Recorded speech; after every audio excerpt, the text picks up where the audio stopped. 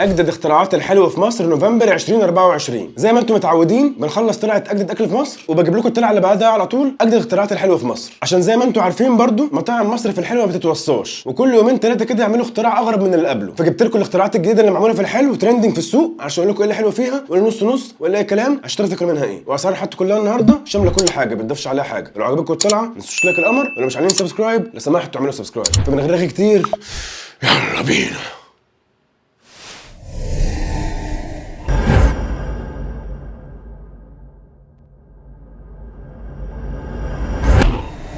يلا بينا. نبدا باول واحد على طول، سلطان ايس كريم. وسلطان ايس كريم عاملين حاجه جديده فطلعت اجدد حلوه في مصر. اخر مره جبت لكم سلطان ايس كريم ان هي عاملين كان ايس كريم، عاملين منها دلوقتي ثلاث اطعمه جداد، بلاك فورست وبلو بيري جرانولا وكوكي دو. الواحده ب 120 جنيه. نفتح ونشوف. كفر في مناديل ومعلقه، بلاك فورست، كوكي دو، بلو بيري جرانولا. نبدا باول واحد البلاك فورست. ده شكل الثلاث كانات ايس كريم كده، اللي على الشمال بلاك جرانولا واللي في النص كوكي دو واللي على اليمين بلاك فورست. ده شكل البلاك فورست كده، بيبقى عباره عن لبن وزيت جوز هند وسكر وكريمه مخفوقه وبودره كاكاو وقطع كيك براونيز مع صوص كريز. نفتح كفر ونبدا بسم الله. الكفر فيه 3 معالق ومنديلين. نبدا ببلاك فورست. في طعم ميزز كده، صوص كريز. صوص الكريز ده مديله مزازه حلوه قوي، انتعاشيه كده. طعم الشوكولاته تحفه، طعم الكريمه اللي محطوطه فيه كسر الطعم وعامله بالانس بين مزازه الكريز وتسكيره السكر، توازن يعني. فجامده جدا الصراحه، تحفه تحفه تحفه يعني. وجوده ايس كريم سلطان انتوا عارفينها مش محتاجه كلام يعني، تحفه حلوه قوي. ومزازه الكريز مع الشوكولاته عامله ميكس حلو قوي، جميله جامده جدا. نخش على كوكي دو. ده شكله كده، مكوناته برضو عباره عن لبن خالي الدسم مع زيت جوز هند وسكر وكوكيز بقطع الشوكولاته وفليفر كوكيز وكريمه مخفوقه وصوص كراميل. نخش على كوكي دو، متفائل بيها خير قوي دي. نغرز معلقه حبه جوه كمان عشان يطلع بكله. يا لهوي على الدلع، تحفه تحفه تحفه تحفه.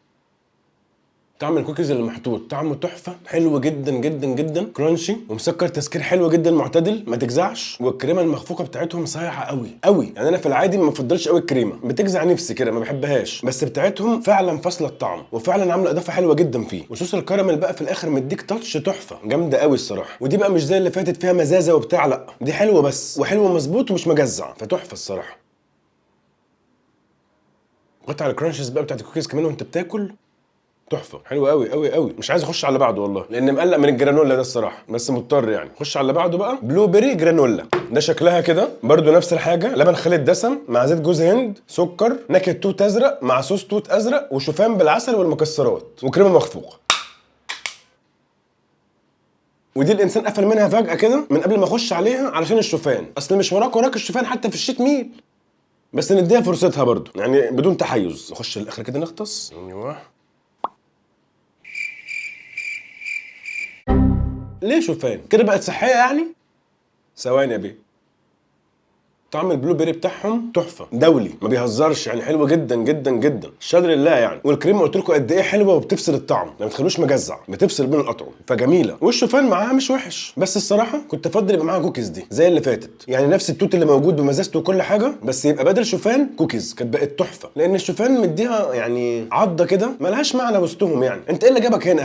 فاهمين؟ وانت ايه اللي جابك هنا يابا؟ احنا اسره بعديها كلها اكل غير صحي، ايه اللي جابك معانا انت؟ فاوفرول مش وحشه، بالعكس تحفه وحلوه جدا. بس الشوفان ده لو اتبدل بكوكيز زي الكوكي دو هتبقى عامله زي البلاك فورست، مزازه البلو بيري، الكريمه فاصله الاطعم من بعض، والكرانش بتاع الكوكيز، وكله غير صحي في قلب بعضه يعني. فالدنيا ماشيه زي الفل من غير العضه بتاعت الشوفان، ده التعليق الوحيد. نخش على اللي بعده بقى، كينج اختراعات الحلوه في مصر بلبن، اللي لغايه ما اخلص الفيديو ده هيبقى نزل باختراعات جديده. عاملين اختراعين جداد، كريب دبي قلب الدنيا، انا ما جربتوش لغايه دلوقتي، وكيكه الهبه اللي هي الاغنيه بتاعت فيلم محمد هنيدي دلوقتي وقت الهبه دي. خلاص نفتح ونشوف. اوكي. ده الاوردر كده معالق، الاوردر متسلفن كله. ده كريب دبي، ودي كيكه الهبه وسط. نبدا بكريب دبي. ده شكل كريب دبي كده، بيبقى نفس فكره شوكولاته دبي اللي هو شوكولاته ومعاه كنافه بالبيستاشيو، وبيترش عليها من على الوش سنه شوكولاته بيضه بسيطه، بس بدل ما تتعمل كيكه او فطيره عاملينها في كريب. نخش ونشوف الكلام على ايه. نخش على كريب دبي. كريب مستوي تحفه، طعمه حلو جدا، سكره هادي، صوص الشوكولاته اللي عليها حلوه جدا، الكنافه اللي معاها برده طعمها تحفه، بس صوص البيستاشيو مش واضح فيها قوي، فهناخد حته تاني من النص تكون محمله شويه. اوه لا لا لا. لا الطعم في دي واضح طبعا. كميه الحشو اللي فيها حلوه مش قليله، مليانه محمله يعني تقيله، والكنافه مديك كرانشي كده مع صوص الشوكولاته والكريب الطريه، الميكس كله مع بعضه تحفه الصراحه. فاختراع جامده جدا جدا جدا من بلبن، حلوه الصراحه. وككميه صوص حلوه برده مش قليله. طبعا مش زي الاعلانات تبقى متغرقه خالص، بس ده طبيعي، ده اعلان مش حاجه على بعض يعني. بس كتجربه في البيت اهو، لا حد يعرف انا مين ولا بتاع يعني، كتجربه اللي عاملها على طول حلوه جدا، والصوصات كافيه جدا مش وحشه خالص، وميكس ماشي مع بعض تحفه. فعجبتني قوي الصراحه، جميله. طعم الكريب حلو جدا، معمول مظبوط، صوص الشوكولاته حلو جدا، قرمشه الكنافه بقى معاه بالبيستاشيو ضايف له ميكس كرانش كده مع صوص شوكولاته بيضاء قليل شويه بس مش مؤثر على حلاوتها، فالميكس كله في الاخر تحفه الصراحه. اختراع 100 100. نخش بقى على كيكه الهبه، هم عاملينها بكذا حاجه، اخترتها بالبندق، مكسرات يعني بيزكس. ده شكلها كده عباره عن اختراع شوكولاته دبي برده، 3 طبقات، الطبقه اللي تحت براونيز، والطبقه اللي في النص كنافه بالبيستاشيو، والطبقه اللي فوق شوكولاته بالبندق، وعاملين منها 3 مقاسات مختلفه، صغيره ووسط وكبيره. ده المقاس الوسط اللي ب 140 جنيه. انتوا عارفين ان اصعب طلعه عندي في كل الطلعات اللي بعملها دي، يعني انا بروح المطعم اجيب المنيو بتاعه كله واضربه كله وحش كبير ولا الدموع، اصعب طلعات عندي طلعات السكر دي. ليه بقى؟ انا عامل دايت بلان طول الاسبوع، زيرو شوجر، ما باخدش ولا جرام سكر نهائي، مش باخد قليل نهائي، مفيش سكر خالص. فجسمي متعود على كده، ده لايف ستايل، انا عايش كده، مش فتره دايت وخلاص، لا انا طول عمري كده بقالي سنين يعني. فلما باجي اضرب بقى اي نوع من انواع السكر، بوم بعيد عنكم بتشعوذ. نخش على كيكه الهبه، ناخد معلقه كده فيها كل حاجه. حلوه قوي الصراحه، واول اختراعين من فتره طويله من بلبن ما يخيش، حلوين يعني الصراحه، مش اختراع للاختراع وخلاص، لا معمول حلو. كيكه براونيز طعمها تحفه، سكرها مظبوط، عليها طبقه كنافه بالبيستاشيو مديها قرمشه كده وطعم حلو جدا، والطبقه الاخيره من فوق صوص الشوكولاته طعمه حلو جدا برده. والصياعه كلها ان الثلاث انواع مش مجزعين سكر، هم خادمين بعض من غير ما تجزع، فانك تعمل حلو من غير ما يجزع دي صياعه الصياعه. وكميه البندق اللي على الوش حلوه برده مش قليله ابدا، رشين حبه حلوين يعني. فكيكه الهبه برده اختراع حلوه جدا، عجبتني قوي، تحفه. وكويس ان انا اخترتها بالبندق، ساعه مني برضو علشان البندق اللي في الاخر ده مديها طعم حلو كده في الاخر وقرمشه، فجامده الصراحه. اختراعين بلبن ومن فتره طويله 100 100. نخش على اخر حاجه من بلبن بقى، اشطوطه بهيه. عاملين الاشطوطه العاديه بتاعتهم بصوص بهيه، صوص جديد كده. والمضحك في الموضوع ان انا بطلب الاوردر بقول له لو سمحت عايز واحده تريليتش بهيه، قال لي ما عندناش حاجه اسمها تريليتش بهيه، قصدك اشطوطه بهيه. قلت له حقك عليا، اشطوطه بهيه فاشطوطه بهيه دي ب 60 جنيه. نفتح ونشوف القشطوطه ومعالق. ده شكلها كده، هي جايه في الاعلانات لون الصوص بينك بامبا كده، دلوقتي اللي قدامي ده برتقاني. القشطوطه وانا شايف معاها رز بلبن وصوص بهيه. ده نخش بسم الله، مكتوب عليها من بره هنا بهيه دعما لكل ست مصريه، وتقريبا في جزء من ارباحها بيروح لمؤسسه بهيه. نخش على التريليتش بهيه، تريليتش برز بلبن فعلا. انا بس مش لقط ايه صوص بهيه ده، عايز اعرف عباره عن ايه. هو صوص قريب من المانجا شويه كده، بس حلو قوي الصراحه يعني. انا مش عارف ايه هو عشان ما ابقاش بفتي، بس صوص تحفه. التريليتش بتاعتهم العاديه اللي بحبها جدا معموله حلو قوي. طبقه الكيك اللي متغرقه باللبن وعليها من على الوش كريم شانتيه وحواليها شويه رز بلبن ومتغطين كلهم بصوص بهيه، جميله حلوه قوي. نخش على اللي بعده بقى، نجم اختراع الحلويات في مصر برضو الملكي. والملكي عاملين حاجتين جداد، عاملين هرم خفرع وهرم منقرع. هم كانوا ينزلوا اهرامات مصر الثلاثه من فتره، خوف وخفرع ومنقرع، ونزلوهم من جوه بحشو كريمي، بس لغوا الثلاثه دلوقتي وعملوا 2 جداد بفكره جديده ان هم جواهم رز بلبن. حشو الاهرامات دي رز بلبن، وعاملين منهم نوعين. خفرع ده بيبقى هرم كبير زي ما انتم شايفين كده، محشي رز بلبن ساده بالمانجا، تمام. ومنقرع وده عاملين منه نوعين، نوع رز بلبن عادي ونوع رز بلبن بيستاشيو. فانا لان في خفرع رز بلبن اللي جه رز بلبن عادي، طلبت منقرع برز بلبن بيستاشيو. وهرم منقرع لو طلبتوه رز عادي ب 120، ولو رز بيستاشيو ب 200. تعالوا نشوف. ده شكل الهرمين كده، خفرع على الشمال ومنقرع على اليمين. نبدا بخفرع. ده شكل هرم خفرع كده زي ما قلت لكم، بيبقى هرم كبير محشي من جوه رز بلبن ساده بالمانجا. نفتح شباك في النص كده عشان نشوف اللي جواه، باب للهرم يعني. انا صعبان عليا اقطع الشكل ده الصراحه. ايوه نفتح كده، ده الشباك اللي عملناه كده، وده شكل الهرم من جوه زي ما انتم شايفين كده، رز بلبن بالمانجا. ندوق الكنافه اللي من بره.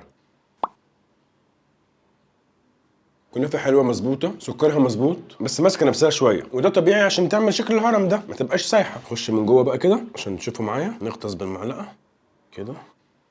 رز بلبن مانجا، حلوه قوي. طيب نلف كده عشان نشوف معاكم، بس نفتح سنه كده من الهرم، نغطس بالمعلقه جوه الهرم. الفراعنه لو عايشين كانوا وقدونا. ايه اللي انت بتعمله انت وهو ده؟ يالا في الحضاره، يالا امسك يالا. دي بقى معلقه فيها كل حاجه، كنافه رز بلبن مانجا، الميكس مع بعض حلو جدا يعني الصراحه. بس انا عندي تعليق بسيط واسمحوا لي بقى افتحها كلها. هو ده اللي انا اقصده بقى. شوف معايا بيه، ده شكل الهرم بعد فتحه كده. نسبه وتناسب رز بلبن لكنافه قليل جدا، يعني الرز بلبن محتاج يزيد عن كده كتير، لان هو كميه كنافه اكتر بكتير من الرز بلبن. الحشو اللي من بره دي كنافه، والقعر بتاع الهرم كنافه، والرز بلبن اللي جواه هو الشويه اللي انتوا شفتوهم دول. فنسبه وتناسب الرز محتاج يزيد عن كده شويه، املوا الهرم بجد يعني عشان يبقى الميكس ماشي مع بعضه. انما انا كده خدت معلقه رز بلبن بحته كنافه تمام، الباقي كله كنافه ساده بقى. ده تعليق الوحيد عليه. انما طعم الرز حلو جدا، طعم المانجا تحفه حلوه جدا معاه، طعم الكنافه نفسها كمان جميله. حتى وهم مختارين نوع كنافه ماسك نفسه شويه عشان يعمل الشكل الهرمي، ستيل كنافه طعمها حلو جدا. والميكس مع بعض كله الثلاثه ماشيين مع بعض قمر. زودوا الرز بلبن بس، املوا الهرم كده رز بلبن هيبقى تحفه. نخش على منقرع. ده شكل هرم منقرع كده برده، بينزل حجم صغير بس، وزي ما قلت لكم بيبقى فيه نوعين، رز بلبن عادي ب 120 ورز بلبن بيستاشيو. انا اخترته بيستاشيو. والمره دي هعمل حاجه بقى، مش هفتح باب في الهرم، انا هشيل الهرم كله، هشيل الهرم اللي من فوق ده كده كله. بصوا من جوه شكله ايه. ده شكل الهرم من جوه كده، القاعده بتاعت الهرم ومحشيه في النص بوله رز بلبن بيستاشيو، والجسم بتاع الهرم من فوق. طبعا احنا فتحنا الهرم، ندوق بقى القعر لوحده الاول برده. شوف نوع الكنافه الصغير مختلفه ولا هي اعتقد هي نفس نوع الكنافه بالظبط. رز بلبن،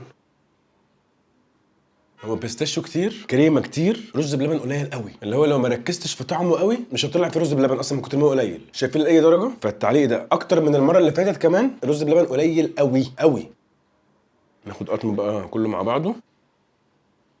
الميكس كله مع بعض حلو مش وحش، بس سكر كتير مع بعض، مش مجزع وما يفصلكش، بس كتير مسكر قوي بالنسبه لي انا. والناس اللي زيي اللي ما بيحبوش السكر الطاغي هيعجبهم اكتر الخفرع، اللي هو رز بلبن عادي بالمانجا مع الكنافه المسكره سيكه بقى. الدنيا كده متزنه وزي القمر كسكر. وحوش السكر بقى اللي بيحب يخش بدماغهم هيعجبهم ده اكتر. وفي الحالتين الرز بلبن ككميه لازم يزيد عن كده كتير عشان يظبط. بصوا يا مالك انتوا حبايبي، ونادرا ما بتعملوا اختراع يخيش، بس خفرع ومنقرع الرز بلبن فيه محتاج يزيد عشان يظبط. نخش على اللي بعده. نخش على اللي بعده بقى لابوار. ولابوار عاملين 4 حاجات جديده، بولتين شوكولاته، واحده شوكولاته سودا، واحده شوكولاته بيضه، كور شوكولاته كده محشيه شوكولاته، وعاملين نوعين جاتوه، واحد اسمه هومن برج باين حاجه كده يعني للشتاء اللي دخلت الشتاء اللي احنا فيها دي، والتاني بالماتشا، وده انا خايف منه قوي من قبل ما ابدا. نفتح ونشوف. باكج محترم قوي بتاع لابوار.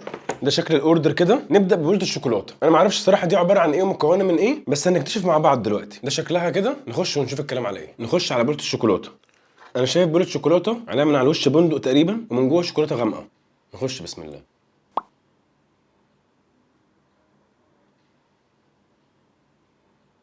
في زبيبه واقعه جوه بالغلط، زي ما قلت لكم عباره عن دارك شوكليت، وفيها زبيبيه واحده متغطيه من فوق بالشوكليت، مكسرات مقرمشه. كدارك شوكليت حلوه مش وحشه، بس كحلو مش احسن حاجه يعني. لو بتحبوا الدارك شوكليت هيعجبكم، غير كده اجري يا مجدي.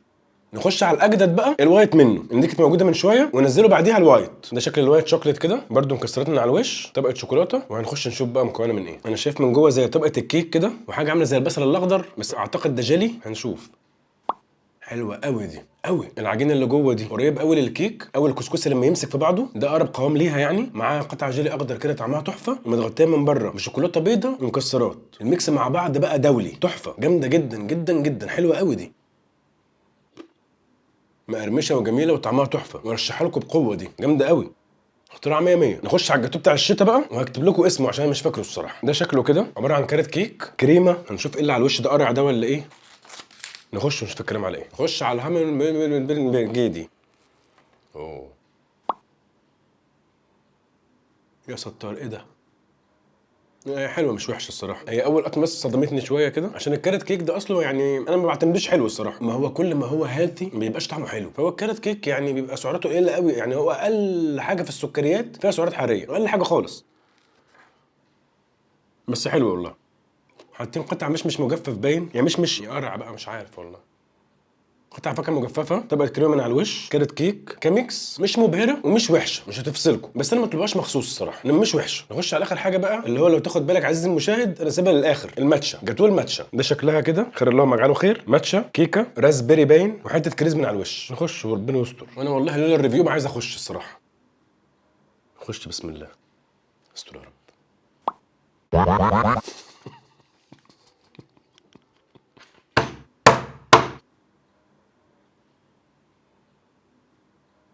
طعمها كيف البصل الاخضر. يا اخي بس يا اخي ما تهزروش مع الزباين، يعني انت تهزر مع انت صاحبني. ده مقلب، ده لما تجيب لحد حبيبك حاجه حلوه عشان تركد عليه وعلى اللي خلفوه. يا ستار يا رب، ايه السواد الكاحل ده؟ فيها كريز فعلا. طب ناخد الكريزايه اللي من فوق دي. اي نعم جميله. انا ممكن اخد الكريزايه ومش عايز الجاتوه كله، خلاص خدوه. لا الماتشا نو. نخش على اللي بعده. نخش على اللي بعده بقى ملك الحلويات في مصر، العبد. والعبد عامل حاجتين جداد، عامل سينابن وعامل دونتس بقى كتير جدا. والعبد في العادي ما بينزلش حاجه جديده، فلما عمل كده الموضوع بقى ترند قوي، لان مش متعودين من العبد على كده. فانا جبت الثلاث انواع بتوع السينابن وجبت كل اللي موجود من الدونتس. نبدا بالسينابن. ده الدونتس، نجيله كمان شويه. الله. جايبين علبه فيها 2 وعلبه فيها 1 عشان العلبه دي مش هتشيل 3. هم عاملين 3 انواع زي ما قلت لكم، الكلاسيك العاديه وبالكراميل وبالشوكليت. نبدا بالكلاسيك العاديه. ده شكلها كده عباره عن قطعه سينابن عاديه، وهنشوف ايه الصوص اللي عليها من على الوش ده. نبدا بالسينابن الكلاسيك. نمسك من الكيس كده عشان ما نتزروطش. رول سينابن مليان قرفه، متغرق قرفه من كل حته فيه يعني، مع جليس شوكولاته من على الوش مسكر كده، فالطعم مع بعضه ماشي حلو قوي. هي طبعا بارده مش سخنه، فانا عشان برده التجربه تبقى كامله هسخنها دقيقتين كده ونيجي. سخنا وتمام، نخش بسم الله. لما تسخنها كمان بقت احلى واحلى. فسينابن حلوه جدا، تجربه محليه جميله، وكقيمه مقابل سعر فله. نخش على الكراميل. ده شكل الكراميل والشوكليت كده، عشان جايبين الاثنين في علبه واحده، الكراميل على الشمال والشوكليت على اليمين. نبدا بالكراميل، بس هما بقى جايبينهم في كيس واحد، فانا كده هتزفلط زفلطه وحشه عشان مش هينفع ارفع الكيس. خش بسم الله. طعم الكراميل مديها تاتش حلو برده مش وحش، بس هي تقيل قوي برده. فكسينابن حلوه جدا مش وحشه، بس جليز السكر من على الوش ده مسكر جدا، وهي كسينابن تقيله، حاجه لا يستهان بيها ابدا يعني، فجامده جدا بس تقيله قوي. نخش على الشوكولاته بقى. ده شكل الشوكولاته كده، نفس الذات نفس برده، بس مرش عليها من على الوش شوكولاته. بصوا انتوا عارفين انا معاكم دغري. بعد ما جربت الثلاثه فيهم عيب مشترك، ان السكر فيها زياده قوي قوي قوي مش هزار. فده بجد بيجزع النفس، يعني سكر يجزع. والكواليتي بتاعت الجليز اللي من بره دي اللي هو المسكر ده مش احسن حاجه الصراحه، فمرشحلكوش السينابن قوي من العبد الصراحه. نخش على الدونتس ونشوف الكلام على ايه. نخش على اللي بعده بقى الدونتس. وزي ما انتم شايفين كده دي الانواع اللي عندهم كلها اللي لقيتها يعني، لان في انواع تانية كانت خلصانه ما اتعملتش النهارده بمعنى اصح، وهم بيخلصوا بسرعه جدا بالمناسبه يعني. بقى 3 ايام بحاول اجيبهم. دي شوكولاته بالسبرينكلز، شوكولاته بيض بالسبرينكلز. دي فيلد يعني محشيه فراوله، دي محشيه شوكولاته، دي شوكولاته عاديه مش محشيه، دي بالسكر، ودي محشيه كاستر. تشكيله كده. نبدا باول حاجه السكر العاديه. ده شكلها كده دونتس عاديه خالص وعليها من على الوش سكر. نخش على العادي منه. وانا متعود في الدونتس بحب نوع معين مقطعه، انتوا عارفين ايه هو. فلو انت زي حالاتي كده وهتقارن هتحبط قوي، عشان نكون على السكه وعلى الدغري، ما تقارنش خالص تمام. هي كدونتس عامله زي العيش الفينو الطري وعليها شويه سكر، سكه ودغري ماشي. نخش على الشوكولاته العاديه برده مش الفيلد. ده شكلها كده نفس عجينه الدونتس، بس دي متكفره من على الوش بتبقى شوكولاته. نخش بسم الله. شوكولاته دارك سنه كده فحلو مش مجزعه سكر، جميله. نخش بقى على الشوكولاته الفيلد المحشيه من جوه شوكولاته. ده شكلها كده، نفتح كده محشيه حشوه بسيطه خالص من جوه. بصوا ده شكل الحشوه من جوه كده. ننزل على الترابيزه مش مشكله. لا مليانه حشوه مليانه. دي حلوه قوي الفيلد دي، ارشحها لكم بقوه. حلوه قوي دي الفيلد شوكولاته دي، جميله جميله جميله يعني. نكسر بقى بالشوكولاته البيضاء السبرينكلز. ده شكلها كده دونس شوكولاته بيضاء وعليها من على الوش سبرينكلز. نخش بسم الله. حلوه قوي برده، جميله جميله جميله يعني. شوكولاته سودا بالسبرينكلز. ده شكلها كده نفس الذات نفس بشوكولاته سودا وعليها سبرينكلز. نخش بسم الله. حاسس اني دايخ. حلوه برده، بس الشوكولاته البني عندهم قريبه من الدارك شويه كده، فالشوكولاته البيضاء اجمد الصراحه. فراوله وكاستر. نبدا بالفراوله. ده شكلها كده، دي بتبقى فيلد برده محشيه من جوه وعليها من على الوش كده سبرينكلز فراوله. نفتح الفيلد. اوعى. ودي شكلها كده يعني خير الله وما جعله خير، محشيه مربى فراوله، وربنا يكدب ظني. شكل الحشوه كده. نو انت مش هتخش بيتي ما دام تحين. محشيه مربى فراوله، ومربى فراوله طعمها اي كلام قوي يعني. نخش على الكاستر بقى. دي بتبقى فيلد برده. ده شكلها كده دونتس محشيه وعليها من على الوش زي عسل كده. نخش ونشوف. نفتح كده. حاسس ان الدنيا بتلف بيا. اوعى الكاستر. خش بسم الله. حلوه بس مسكره قوي برده قوي. عشان نلخص الدونتس، اجمد واحده فيهم واللي اجيبها تاني وارشحها لكم الفيلد شوكولاته دي، جامده جدا جدا. واللي بعدها على طول الوايت شوكليت سبرينكلز. دول اجمل 2 فيهم بالترتيب كده. نخش على اللي بعده بقى. نخش على اللي بعده بقى بافلو برجر. وبافلو برجر عاملين حاجه، شفتوا الابل باي بتاعت ماكدونالدز؟ هم ماشيين برده مع الترند بتاع كنافه دبي دي، وعاملين باي اسمها دو باي. انا عاجبني قوي الاسم بتاعها، الاسم بتاعها كريتيف جدا. دو باي. نفتح ونشوف. هي دي. ده شكل الباي كده، باي عاديه خالص، بس بدل ما بتبقى محشيه تفاح دي محشيه شوكولاته دبي اللي هي كنافه بالبيستاشيو. نخش ونشوف الطعم ايه الكلام. فكره صايعه قوي الصراحه قوي. طعم الباي حلوه جدا، وحشوه شوكولاته دبي معموله حلوه قوي برده، كنافه مظبوطه، طعم البيستاشيو مظبوط، حلوه جدا جدا. كل اللي ناقصها بس شوكولاته، لانهم حاطين كنافه بالبيستاشيو بس وما فيهاش شوكولاته. لو بقى فيها شوكولاته هتبقى بوم، ومن غير شوكولاته طعمها حلو قوي وجامده جدا وارشحها لكم قوي. خش على اللي بعده. نخش على اخر واحد معانا النهارده بقى، ابو اللبن. في كل اللي فات انا عمال اجيب لكم اختراعات شوكولاته دبي، ما جبتلكوش خالص شوكولاته دبي نفسها اللي معمول منها الاختراعات دي. ابو اللبن بقى بيبيع شوكولاته دبي نفسها، وعمل كام حاجه كده بشوكولاته دبي برضو، فنفتح ونشوف. يا لهوي مش قادر. مش قادر. شوف يا سيدي، ده كرواسون شوكولاته دبي، وده اكلير شوكولاته دبي. العلب شيك قوي قوي قوي يعني. نفتح العلبه اللي بعدها. الباكجنج بتاعهم محترم قوي على فكره. والمناسبه صدق او لا تصدق، انا اول مره في حياتي اجرب ابو لبن ده. دي بسبوسه بشوكولاته دبي وتشيز غريبه، وتشيز غريبه اللي هو غريبه يعني، ودي شوكولاته دبي نفسها بقى. افتح، صور لحظه فتح العلبه، دوق، شاركنا رايك، كلنا ايه اكتر حاجه عجبتك، بوست وتاج، نزل لحظتك مع تيست اوف دبي، واعمل تاج لينا على @abulaban.eg عشان تبقى على صفحتنا. مستنيين نشوف احلى لحظاتكم مع تيست اوف دبي. هتشوفوا كل حاجه يا بيه. العلبه مكتوب عليها من جوه تذوق تراث الحلويات الشرقيه من حلويات ابو اللبن. ماشي، انا عايز اخلي دي في الاخر، المين ايفنت كده. تعالي هنا كده تحت الورقه، هنجيلك بسبوس. السكر يابا، السكر اشتغل. السوزوكي اشتغل. بسبوسه بشوكولاته دبي، اكلير، كرواسون شوكولاته دبي. نبدا بالاكلير. عندي ضربات قلب بقى، تك تك تك تك تك، احسن راح هتطلع دلوقتي ناو. هالحين راح هتطلع هالحين والله. ده شكل الاكلير كده، الاكلير العادي، بس ده محشي بشوكولاته دبي اللي هي بتبقى كنافه بيستاشيو مع الشوكولاته العاديه. نبدا بالاكلير، بسم الله. الاكلير حلو مش وحش، بس ان هو يبقى محشي بشوكولاته دبي اللي هي كنافه بالبيستاشيو متغطي بشوكولاته، مش حاسس ان هو احسن اوبشن يعني لما يبقى في اكلير الصراحه. طيب نخش على البسبوسه. والبسبوسه دي عندهم بالكيلو عادي بالميزان، ربع كيلو، نص كيلو، كيلو الا ربع كيلو براحتك يعني. انا جبت ربع كيلو. ده شكل ربع كيلو بسبوسه شوكولاته دبي كده، طبقه بسبوسه من فوق ومن تحت، ومحشيه في النص بشوكولاته دبي اللي هو كنافه بالبيستاشيو. نخش على بسبوسه شوكولاته دبي. في حاجات التمكيسه مش ماشيه فيها يعني، انا ما حبيتش قوي في الاكلير، ومش عاجبني خالص في البسبوسه. بسبوسه مع كنافه مع بيستاشيو مع شوكولاته كتير ومش ممتزج مع بعض حلو الصراحه، فلا اوت. نخش بقى على كرواسون شوكولاته دبي. ده شكل الكرواسون كده، كرواسون عادي برضو، بس بدل ما يبقى محشي شوكولاته محشي كنافه بالبيستاشيو وشوكولاته. نخش على كرواسون دبي. هو الحشوه قليله خالص زي ما انتم شايفين كده يعني، يكاد تكون لا تذكر. لو عايزين شوكولاته دبي خد حته. فاكتر طعم واضح فيها هو طعم الكرواسون نفسه والشوكولاته اللي عليه من بره دي، انما شوكولاته دبي اللي هو كنافه بيستاشيو مش واضحه خالص تقريبا،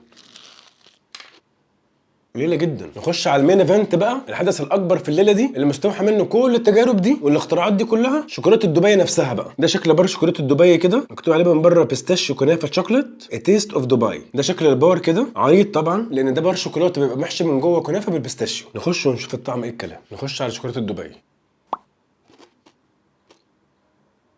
الميكس تحفه طبعا، بس هي فيها عيب قاتل رهيب ان هي كشوكولاته مسكره قوي. ميكس الكنافه بيستاشيو مع الشوكولاته تحفه، بس الشوكولاته نفسها مسكره جدا جدا جدا. فالاختراعات عجبتني اكتر الصراحه، لان الاختراعات مظبوطه كسكر، انما الشوكولاته نفسها بتاعه ابو اللبن مسكره جدا جدا. تعالوا لكم خلاص. كنت لسه بقول لكم من شويه على بلبن وانا بصوره ان على ما اخلص الفيديو ده هيبقى عملوا الاختراع الجديد، وحصل اهو. نخش على اللي بعده بقى تاني بلبن. وبلبن لسه منزلين مصر حالا طازه كبسه الحلو او كبسه بلبن. دي فكرتها عباره عن فكره الكبسه السعودي بس كحلو. نفتح ونشوف. ده شكلها كده، عباره عن طبقه براونيز في القعر، والطبقه اللي فوقيها شوكولاته دبي، وبعد كده موس شوكولاته، وبعد كده رز، وبعد كده صوص شوكولاته. ده الاعلان اللي شفناه. اللي انا شايفه قدامي هنا ان اللي على وشه كله رز، كميه رز كتيره. بيعملوا منها حجمين، الحجم الوسط ده ب 100 جنيه وفي حجم كبير ب 400 جنيه. انا جبت الوسط نجرب. نخش بسم الله. ايه صوت القرمشه ده؟ طب انا هجيب معلقه من عندي عشان دي مش سعفاني. طعمها حلو قوي الصراحه، جامده جدا. زي ما قلت لكم طبقه براونيز من تحت وعليها طبقه شوكولاته دبي، بس طعم الكنافه بتاع شوكولاته دبي مش واضح، هو باين صوص البيستاشيو، انما الكنافه مش واضحه قوي الصراحه. ومتغرقه رز كبسه اللي هو بيتباع في علب، ده في الحاجات بتاعه الفطار الصبح زي الكورن فليكس والكلام ده اللي هو بيبقى مقرمش ومسكر. ده ميكس الثلاثه مع بعض حلو جدا الصراحه، فجامده قوي، عجبتني قوي. طعم البراونيز واضح جدا، طعم البيستاشيو واضح، واكتر طعم واضح فيها الرز المقرمش ده مع طبقه شوكولاته خفيفه. الميكس النهائي مع بعضه حلوه جدا، واجمد اختراع في اللي فات وعجبني. ده جامد قوي الصراحه.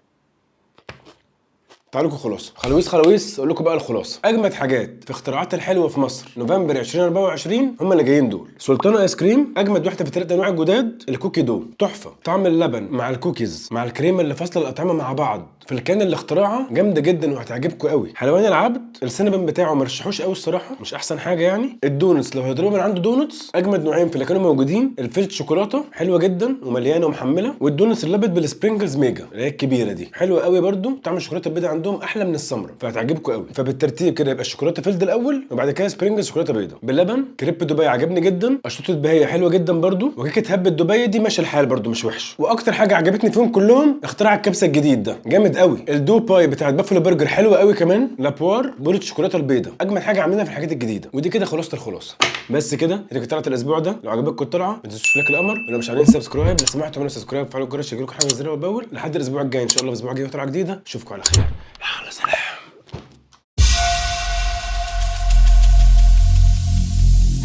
Every single day